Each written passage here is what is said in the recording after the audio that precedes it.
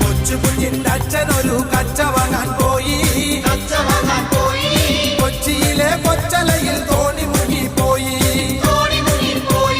കണ്ടിരുന്ന ചെമ്പരുത് റാഞ്ചി കൊണ്ട് പോയി. തെക്കൊരു തൈമണലിൽ കൊണ്ട് ചെന്ന് വെച്ച് കൊച്ചുകുഞ്ഞിന്റെ അച്ഛനൊരു കച്ച വാങ്ങാൻ